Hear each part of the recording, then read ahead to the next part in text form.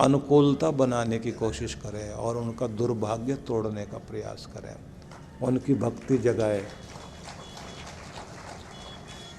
इसलिए कहा एकम नित्यम विमलम अचलम, वही एकमात्र नित्य पवित्र जो नहीं बदलता, लेकिन सर्वाधि साक्षीभूतम। सर्वधि साक्षीभूतम मतलब वह साक्षी होकर सब कुछ देख रहा है। गुरु पक्ष विपक्ष में नहीं पड़ रहा। भावातीतम त्रिगुण रहितम, भावातीत भावनाओं से ऊपर उठा हुआ और प्रकृति के तीनों गुणों से रहित होकर जो सबके कल्याण की कामना करता है, ऐसे सद्गुरु को प्रणाम करते हुए हर दिन माथा झुकाना चाहिए। जितना जितना श्रद्धा से सिर झुकाओगे, गुरु की शरण जाओगे, निश्चित रूप से कल्याण होता है। और गुरु आपको वहाँ लेकर जाता है जहाँ प्यारे परमात्मा का धाम, यत्र गत्वा न निवर्तन्ते तद्धाम परमो मम, जहाँ जाकर फिर लौटने की इच्छा नहीं होती जीवात्मा की, उस परम आनंद में ले जाने का कार्य सद्गुरु करता है। और वह धाम क्या है? हम वासी उस देश के जहाँ 12 माह विलास, प्रेम झरे विगसे कमल तेज पुंज प्रकाश, जहाँ 12 महीने प्रति पल प्रति क्षण आनंद झर रहा है, प्रेम झर रहा है और प्रकाश फैला हुआ है, महोत्सव हो रहा है। ऐसा धाम है परमात्मा का। मतलब जहाँ आप ध्यान जमाएं तो आपको वहाँ पहुँचने के बाद अपने अंदर प्रेम झरता हुआ अनुभव होगा, आनंद की अनुभूति होगी। ऐसा लगेगा इससे बढ़कर महोत्सव कोई नहीं। आपकी आत्मा तृप्त होती, आपके शरीर के अंदर, मन के अंदर, प्राणों के अंदर एक नई ऊर्जा का संचार हो जाता है। कहते हैं उस धाम में, उस साम्राज्य में प्रवेश करने के लिए गुरु निमंत्रित करता है, वहाँ हमें जाने की कोशिश करनी चाहिए। हम वासी उस देश के जहाँ गगन धरण दोय नाही, भौरा बैठा पंख बिन देखो पलको माही।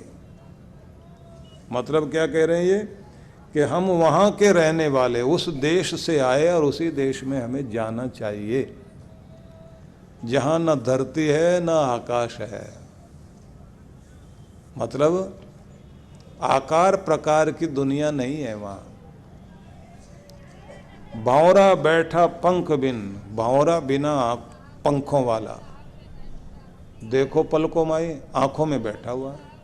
मतलब ये समझाना चाहते हैं कि भौरा है मन, भौरा कहीं भी स्थिर होकर नहीं बैठता, उड़ता रहेगा इधर उधर। ऐसा भौरा कौन है? बोले मन। मन जो है वो भटकता रहता है इधर उधर, तो इसके पंख टूट गए हैं। इस मन के पंख टूट गए, अब कल्पना खत्म हो गई। देखो पलकों माही, आंखें बंद करके देखो, तुम्हारा मन जहाँ टिक गया वहीं परमात्मा की अनुभूति शुरू हो गई, परमात्मा के धाम में पहुँच गए। हम वासी उस देश के जहाँ परम पुरुष की आन, सुख दुख व्यापे नहीं, सब दिन एक समान। ऐसी दुनिया है वो, ऐसा साम्राज्य भगवान का जहाँ उस परमात्मा की मर्यादा चल रही है। सारे दिन एक जैसे होंगे, सुख दुख होगा ही नहीं।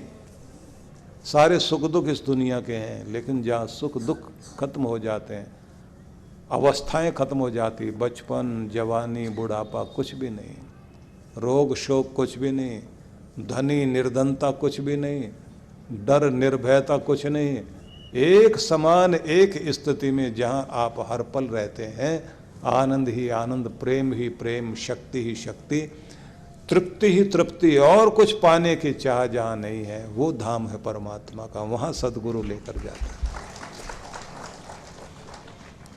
अगम अगोचर गम नहीं, जहाँ झिलमिली ज्योत, तहाँ कबीरा रम रहा, पाप पुण्य नहीं होत।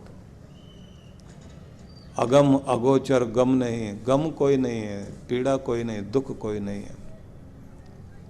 परमात्मा अगम है, अगोचर है, देखा नहीं जा सकता, आँखों से जिसको देखा नहीं जा सकता, लेकिन जहाँ झिलमिली ज्योत, जिसकी ज्योति झिलमिला रही है, कबीरा तहाँ रम रहा, वहाँ रम जाओ तुम। पाप पुण्य नहीं होत, पाप पुण्य दुनिया में होंगे, वहाँ तो आप पहुँचते ही आनंद की प्राप्ति होगी। सदगुरु तुम्हें वहाँ लेकर जाएगा। अपने सदगुरु को अपना हाथ पकड़ाओ, वो तुम्हें वहाँ लेकर जाए और तुम्हारे ऊपर कृपा हो। अब कहा गया है कि अब सदगुरु की शरण में आ गए तो ये पूरी कोशिश कीजिए कि जब आप सदगुरु के हो गए तो तुम्हारी वाणी, तुम्हारा मन, तुम्हारे हाथ पांव, तुम्हारा शरीर, तुम्हारा अन्न, तुम्हारा धन, सारी चीज़ें गुरु के निर्देशन में कार्य करनी शुरू कर दें। इसको भी ग्रंथों में समझाया गया। सा वाग यया तस्य गुणान गृणीते, वाणी वही वाणी है जिससे भगवान के गुणगान गाए जाएं और अपने सदगुरु की महिमा गाई जाए, वही वाणी वाणी है। करो च तत्, कर्म करो मनश्च, और कहते हैं हाथ पांव वे, मन भी वही सार्थक है जो सेवा में तत्पर हो गए। वही हाथ हाथ है और वही पांव पांव है, वही मन मन है जो सेवा में तत्पर हो गया। बस उसी से कल्याण होगा। जिह्वा असति दार्दुर केव सूत न, चोप गाय उत्थ रुगाय गाथा। वह वाणी जो परमात्मा गुरु के पारायण नहीं है, तो वो तो ऐसी वाणी है कि जैसे मेंढक टर की आवाज़ तो निकाल रहे हैं, लेकिन उनके बोलने में कोई सार्थकता नहीं है। जिनके बोलने से परमात्मा की सुगंध आए और उसकी अनुभूति हो, वो बोलना है। और वही हाथ पांव महत्वपूर्ण है। जिनके द्वारा किया गया कर्म उनके जीवन में भी सुख लाए, शांति लाए और दूसरों का भी भला करे। ऐसा करने की जब आपके अंदर योग्यता आ जाए तो मानना चाहिए कि आपके ऊपर गुरु कृपा हो गई और आप परमात्मा के लाडले प्यारे बंदे हो गए। तो ऐसी शास्त्रों में महिमा गाई गई है। और ये जैसे गोस्वामी तुलसीदास जी ने कहा है कि गुरु की क्या महिमा और क्या परमात्मा की महिमा गाओगे, तुम जो भी कुछ बोलोगे, जैसे भी बोलोगे, रुकना पड़ेगा। इदम इत्थम कही जाए न सोई, तदपि कहे बिनु रहा न कोई। कोई भी आदमी वो ऐसा है या ऐसा है, ऐसा कुछ भी परमात्मा के बारे में कहा नहीं जा सकता। लेकिन फिर भी जब तुम उसके भक्त हो गए हो तो भी कुछ न कुछ बोलोगे जरूर, मेरा भगवान ऐसा, मेरा सदगुरु ऐसा, कुछ न कुछ गुणगान गाओगे। लेकिन फिर भी पूरा तो कोई भी महिमा अपने गुरु की और अपने भगवान की न कह पाया न कह पाएगा, क्योंकि वो तो अद्भुत अद्भुत शक्ति होते हैं। लेकिन गुणगान गाओ गुरु का भी, भगवान का भी, क्योंकि वही है गुकारो अंधकार स्यात् रुकार तन निरोध कृत। दो शब्द हैं गुरु में। एक शब्द गो और रू, जो अंधेरे से प्रकाश की ओर लेकर जाए, उसी का नाम सदगुरु है। जो तुम्हारी निराशा को तोड़कर आशा जगा दे, तुम्हारे गिरने को जो संभाल दे, तुम्हारी जिंदगी को जो धन्य कर दे, उसी का नाम सदगुरु है। तो जब आप सदगुरु की शरण में पहुंच गए तो बस ध्यान रख लीजिए, वहाँ से आपकी ज़िंदगी में परिवर्तन शुरू हो गया। क्योंकि गुरु क्या कहते हैं कि ज़िंदगी जब रुलाने लगे तो इतना मुस्कुराओ कि दर्द भी शर्माने लगे। जिंदगी जब रुलाने लगे, इतना मुस्कुराओ कि दर्द भी शर्माने लगे। निकले न आंसू आंखों से आपके कभी, और किस्मत भी मजबूर होकर आपको हंसाने लगे। अपने आप को पॉजिटिव बनाकर इतने मजबूत बनो कि आपके अंदर की मुस्कुराहट कायम रहे। ये ऐसी ज्योति है जिसको बुझने नहीं देना चाहिए। बाकी रही परमात्मा की बात, तो उसे हृदय से अनुभूति की जाती है, शब्दों से तो कहा ही नहीं जा सकता। मैं कहा करता हूँ ना, सूफियों का एक वचन है कि क्या कहूँ कैसा है, क्या खूबी है मेरे महबूब की। क्या है वो, कैसा है, दिल में तो आता है, समझ में नहीं आता। वो दिल से ही समझा जा सकता है, अक्ल लगाओगे तो पकड़ में आएगा ही नहीं। इसलिए प्यार करते हुए उसकी शरण में पहुँच कर देखिए, क्या कमाल जिंदगी में होगा। 3 चीज़ें अपनानी है, एक है अर्पण, एक है तर्पण और एक है समर्पण। समर्पण ईश्वर के प्रति है। ईश्वर के प्रति आपको स्वयं को समर्पित, तुम्हारे हो गए तो हो गए, अब तुमसे कीमती दुनिया में कुछ भी नहीं है भगवान। जो वक्त तुम्हारा है वो तुम्हें ही देंगे, उस वक्त में फिर और किसी को महत्व देंगे ही नहीं। भगवान की भक्ति का समय हो जाए, 1000 काम छोड़कर भी वहाँ जाकर बैठ जाइए, तो पता लगता है कि आप समर्पण कर रहे हैं, समर्पित हो गए। और तर्पण होता है माता पिता के प्रति, उनको तर्पण करना पड़ता है, उनके लिए जिनके लिए त्याग किया जाता है, सैक्रिफाइस किया जाता है। 10 काम छोड़ के अपने माँ बाप को प्रसन्न करने के लिए समय निकालें। माता पिता के प्रति तर्पण भाव रहना बहुत महत्वपूर्ण बात होती है। किस्मत वाले लोग होते हैं जो अपने माता पिता के लिए त्याग करके और उनको प्रसन्न करके उनके आशीष लेते हैं। और तीसरी चीज़ होती है अर्पण, जो आपको समाज के लिए अक्ल लगाकर ऐसे काम करें जिसके द्वारा समाज का भला हो, तो उसको कहते हैं समाज के लिए अर्पण करना, ऑफर करना कोई चीज़।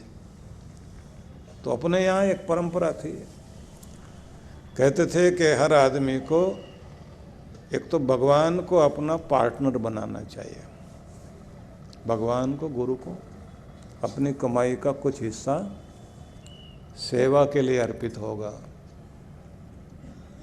गुरु जैसे निर्देशन दे उसके अनुरूप। गुरु बिन माला फेरता, गुरु बिन करता दान, कहे कबीर निष्फल गए बोले ही वेद पुराण। गुरु के निर्देशन के अनुसार माला, ध्यान, पूजन और दान सेवा भी गुरु की विधि अनुसार की जाए तो फिर वो सफल होती है। नहीं तो आप अपनी खुद की ताली बजाने के लिए कहीं दान कर दें, अपना कॉलर ऊंचा करने के लिए, उसका उतना ही फल होता है, लेकिन प्रभु की कृपा पाने का रास्ता नहीं मिलता। तो इसलिए कहा जाता है कि बुद्धिपूर्वक सहयोगी बनना चाहिए। भगवान को अपना पार्टनर, बिजनेस पार्टनर बनाओ भगवान को अपना, ईमानदारी से उसमें से कुछ निकालो, नित्य प्रतिका करिए और एक बाग लगाइए, धर्म का बाग।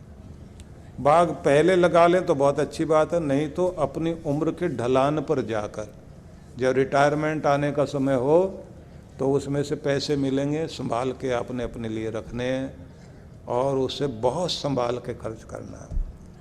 आपके साथ में इमोशनल अत्याचार करते हुए आपके घर के बच्चे बहुत तरह से रो धो कर यहाँ पैसा दे दो, यहाँ लगा दो, देखो 4 गुना हो जाएगा, हम बिजनेस में आगे बढ़ जाएंगे, उनको दे बैठे, आपका बुढ़ापा गया। उन्हें कहो अपनी समस्याओं का सामना खुद करो। थोड़ा थोड़ा उतना दिया जाता है, नल सूख जाए ना हैंडपंप, तो एक आध बाल्टी डाल दी जाती है जिसके द्वारा नीचे का पानी आ जाए। ये नहीं कि ऐसा कोई पाइप ढूंढ लें आप ही पानी भरते जाएं, निकले नहीं उसमें से। बच्चों को आप सारा सब कुछ दे बैठोगे और अपना बुढ़ापा खराब कर लें तो अच्छी बात नहीं। उतना थोड़ा सा दो,